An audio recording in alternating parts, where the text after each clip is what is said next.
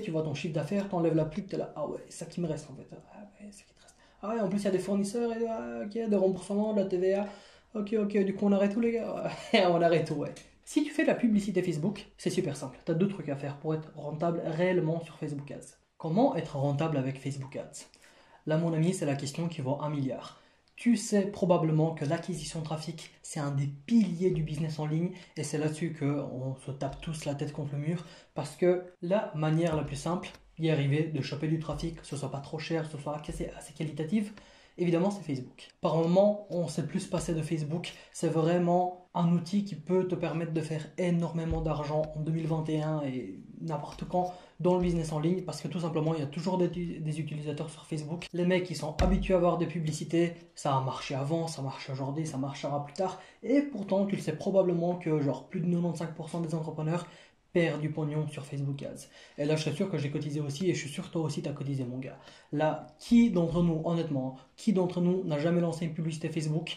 Soit, il y a plein de trucs, hein. Quand tu lances une publicité Facebook, mon gars, vas-y, on va se faire un petit topo. Tous les moyens que Facebook a pour te niquer la gueule et et te faire démoraliser totalement. Alors, tout d'abord, imaginons, tu es entrepreneur, surtout, je crois que la communauté du dropshipping, c'est eux qui ont le plus ramassé avec Facebook Ads, hein. Les mecs, ils ont un nouveau produit, ils ont envie de le tester, voir si c'est un produit winner, une petite campagne, juste pour voir ce que ça donne, ou même tu as juste envie de tester dans le lead magnet, choper du lead, etc. Tu as envie de faire une petite campagne Facebook juste histoire de prendre le pouls. Voir un peu où est le vent, où est le nord, ce qui se passe, est-ce que tout va bien, est-ce qu'il y a de la conversion, est-ce qu'il y a du lead. On ne sait pas, c'est pour ça qu'on fait de la pub Facebook. Alors, premier moyen de te niquer la gueule. Les mecs, t'es content, t'as lancé ta publicité, t'as tout fait un bon texte, je sais pas quoi. T'es bien, tu crois dans ton produit, putain de merde. Et là, qu'est-ce qui se passe? Facebook te bloque. Blocage de publicité, et si jamais ça arrive plusieurs fois, c'est ton compte qui est bloqué, hein. Ça, s'ils s'en battent les couilles, les mecs. Du coup, bon, tu vois ça, t'as la haine, t'étais hyper chaud. En plus, c'est normalement pour bien faire les choses, tu lances tes pubs la nuit, tu vois ça le lendemain, t'es dégoûté, quoi. Bon, ça, on va dire, c'est le truc ok, parce que généralement, quand ta publicité est bloquée, c'est généralement de ta faute. C'est toi, dans ton texte, dans tes images, dans tes trucs, qui n'a pas respecté un délire de Facebook. Ok, j'avoue, les mecs, ils sont hyper chiants. Mais quand même, il y a moyen de s'adapter. Si on apprend des bonnes personnes, des mecs qui sont vraiment forts sur Facebook, il y a un moyen de passer entre guillemets la censure, même si tu fais des textes plus light, des pages plus light, etc. Au moins ta publicité est validée. On va dire que tu as refait ta pub, ta publicité est validée. Bien joué, mec. À présent, comment les mecs peuvent toujours te niquer la gueule? Super simple. Maintenant que tu as refait ta pub, tu as relancé, tout va bien, t'es plus bloqué, t'attends le lendemain, genre vers midi pour voir les premiers résultats, qu'est-ce que tu vois? Il y a une erreur dans le ciblage, il y a un chevauchement d'audience. Pour 1000 vues, ça te coûte 36 balles, 37 euros, 40 euros, on s'en fout, c'est hors de prix. Du type, putain, déjà, ça fait déjà 12 heures que ta pub elle tourne, il y a à peine 1000 personnes qui sont venues sur la page, ça t'a coûté 40 balles, t'es là, bon, il y a un petit souci, les gars. Du coup, qu'est-ce que tu fais? Bah, t'arrêtes ta pub. Du coup, tu recommences. Tu rebalances la publicité, tu sais que maintenant le texte il passe, l'image passe, pour la vidéo, peu importe, tout passe. Tu as rechangé ton ciblage, etc. Il n'y a plus de chevauchement d'audience, t'as un coût pour 1000 vues qui est dans les 5-6 euros, t'es bien. Franchement là, tu commences à se dire, ok, ça peut se faire, on peut faire un petit test sympa, quoi. Seulement, qu'est-ce qui se passe? Maintenant que tu as passé toutes les étapes de merde Facebook, tu te rends compte que ta page de capture convertit pas tant que ça. Ou ton texte de vente convertit pas tant que ça. Ou ton produit en dropshipping, c'est la pure merde, personne n'en veut. Et t'es là, ouais, bon. En attendant, toi, tu as fait des tests, et des tests, et des tests, et des tests. Bon, t'as pas perdu 10 000 balles, hein, mais tu as perdu du temps. Pendant ce temps-là, ton business, entre guillemets, il est sur place. Et tu te prends la tête, mon gars. Tu te prends. Personnellement, Facebook Ads, mec, je déteste ça. Déjà, de un, je suis pas bon. Mais vraiment nul à chier, tu vois. Ça, c'est un peu le truc, le défaut que j'ai toujours eu dans le business. C'est l'acquisition de trafic. Ah, ça a toujours été dur.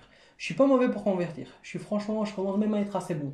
Mais acquisition de trafic, mon gars, dur, tu vois. Franchement dur. Et puis surtout, quand tu vois tout ce que tu dois payer en publicité, tu vois ton chiffre d'affaires, t'enlèves la pub, t'es là, ah ouais, c'est ça qui me reste en fait. Ah ouais, c'est ça qui te reste. Ah ouais, en plus il y a des fournisseurs, et, ok, des remboursements, de la TVA. Ok, du coup on arrête tout les gars. On arrête tout, ouais. Et pourtant, malgré toutes ces conneries, il y a quand même des mecs qui arrivent à faire du pognon sur Facebook Ads. Et personnellement, je crois que j'ai pris à peu près 2 ans et demi à comprendre comment les mecs arrivaient à faire vraiment du pognon sur Facebook Ads. Comment ils arrivaient à rentabiliser un truc qui est entre guillemets aussi imprévisible, risqué, les mecs qui te bloquent, ils s'en battent les couilles. eh ben, franchement, il faut un peu taffer, mais il y a moyen d'y arriver. Si tu fais de la publicité Facebook, c'est super simple. Tu as deux trucs à faire pour être rentable réellement sur Facebook Ads. Déjà, tu fais un contenu light et tu chopes par tous les moyens le lead du mec. Parce que, on le sait, d'après les études américaines de marketing, il faut qu'une personne voit en moyenne 7 fois ta publicité avant de devenir un acheteur. Du coup, si tu dois payer 7 fois pour que le même mec voit ta putain de pub en publicité, avec Facebook Ads ou Google ou on s'en fout, putain, ça va coûter hyper cher, c'est hors de prix. Du coup, ce qu'il faut faire, c'est que, ok, le mec il a regardé une fois, il faut à tout prix choper son putain de lead, choper son adresse mail ou un moyen de le recontacter. Comme ça, après, le mec, envoyer un email, tu sais, c'est gratuit, mec. Et généralement, d'après ce que j'ai testé, avoir 7 emails, c'est le top. Comme ça, bah, je t'ai dit, 7 fois pour devenir un client, et à chaque mail, tu attaques la vente d'un point de vue différent. Tu apportes toujours un élément de valeur supplémentaire, ou complémentaire du moins. Okay. Un truc qui serait pas mal, c'est genre ça, que je fais souvent d'ailleurs. Une fois que tu as chopé le lead du mec, le premier mail que j'envoie 24 heures après que le mec s'est inscrit, c'est un email qui contient beaucoup de curiosité. Je lui dis, bah voilà, tu t'es inscrit à ça, merci beaucoup. Maintenant, j'aimerais te parler de ça. Et là, tu abordes un point qui est problématique dans la tête des gens. Ça veut dire, si tu es dans le make money, ça va être sur de l'argent, ça dépend de ce que tu as envie de vendre. Hein. Moi, c'était un truc sur de la conversion, du marketing. Du coup, j'ai attaqué tout ce qui est la curiosité sur comment les mecs font pour faire ça, comment les mecs font pour convertir autant. Pourquoi il y a des gens qui arrivent à faire des ventes et pourquoi il y en a certains qui font beaucoup moins. Pourquoi certains arrivent sur des sites, ils se disent que c'est dégueulasse et pourtant leur site fait 10 fois plus de pognon qu'un site beau. Ou tu mets une étude de cas. Pourquoi ce mec a réussi à faire ça? Pourquoi ce clochard est devenu millionnaire comme par hasard après avoir découvert un petit truc qui a tout changé dans sa vie? Tu mets beaucoup de curiosité là-dedans. Là, je te donne des exemples comme ça qui viennent à l'esprit, hein, mais tu essaies de faire un truc qui est bien clair, qui est bien structuré. Ok, une fois que tu as envoyé le premier mail de curiosité, le deuxième mail que j'envoie, j'explique pourquoi je fais ça. Mon intérêt égoïste à créer ce genre d'offre et à te faire ce genre de proposition. Ok. Une fois que tu as fait ça, troisième mail, je fais du teasing de bâtard. Okay, j'explique tout ce qu'il y a dans mes programmes et je donne les grandes lignes. Ok, tu vas prendre ça, tu vas prendre ça, tu vas prendre ça. En plus de ça, tu as un bonus là-dedans, tu as un bonus là-dedans. On rejoint le programme, tu reçois ça aussi également. Je fais du teasing comme un gros bâtard. J'essaie de rendre mon offre la plus sexy possible pour que le mec ait envie et qu'il soit au moins curieux de cliquer sur mon lien dans l'email pour qu'il arrive sur la page de vente. Et sur la page de vente, si mon copywriting est bon, bah il va acheter. Dans l'email 4, j'expose les erreurs classiques. Okay, si je parle de marketing et de conversion, je lui dis ok mec, merci à tous ceux que j'ai envoyé ce mail à tant de personnes, il y en a tant qui se sont inscrits à mon programme, merci beaucoup. Si tu n'as pas envie de l'acheter, au moins fais-moi plaisir, ne commets pas cette erreur classique. Et là tu commences à détailler les trucs classiques. Ça donne un peu de crédibilité, tu comprends le mec, tu comprends ce qu'il est en train de vivre, ce qu'il est en train de réfléchir, et tu lui donnes des pistes entre guillemets un peu gratuites, un bon tuyau, un bon conseil, et après tu lui refais une offre pour que le mec il vienne sur ton programme et devenir un client, en faire partie. Dans l'email 5, ce que j'aime bien faire, c'est faire un rappel de tout ce que le mec va recevoir en rejoignant mon programme. Généralement, ce que tu fais si tu as une offre bien structurée, c'est que tu rajoutes de la gratuité, okay, des bonus complémentaires à l'offre de base. Quand on arrive à l'email 6 et l'email 7, c'est là où tu vas jouer un peu plus sur l'urgence. C'est là que tu dois closer la vente. Tu lui dis, bah voilà, typiquement l'email 6, mec, tu sais ce que je t'ai proposé, tu sais ce que je fais, tu as vu mes témoignages clients, tu as vu mes bonus, tu as vu mon offre, tu as vu etc. Maintenant, si tu hésitais jusqu'à maintenant, bah c'est maintenant le moment de se décider pour de bon. Parce que dans X heures, genre 48 heures, je ferme les portes.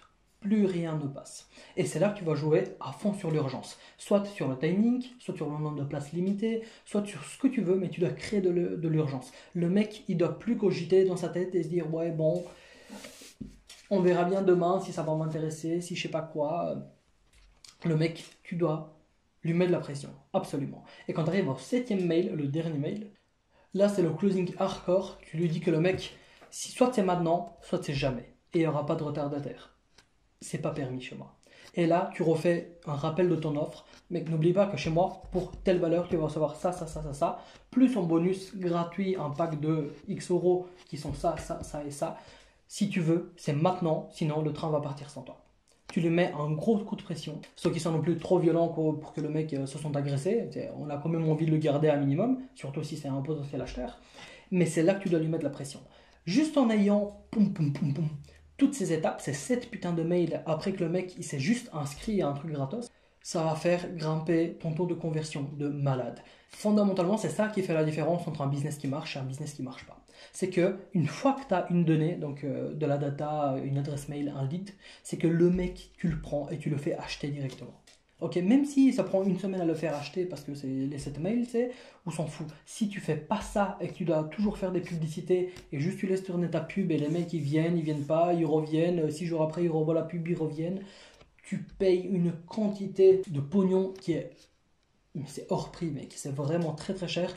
Du coup, en plus, tu sais que les plateformes publicitaires, c'est de plus en plus cher et de plus en plus de personnes qui font de la publicité, du coup, ça devient de plus en plus cher. Du coup, avoir une stratégie pour essayer de contourner les plateformes publicitaires et essayer de, entre guillemets, que ce soit à ton avantage plutôt que leur, bah mec, c'est indispensable. Donc je rappelle, seul truc que tu as à faire pour être rentable, premièrement, tu fais un contenu light pour ne pas te faire bloquer et tu chopes le lead du mec qui va regarder ta pub. Et deuxièmement, tu monétises ton back-end avec de l'email marketing.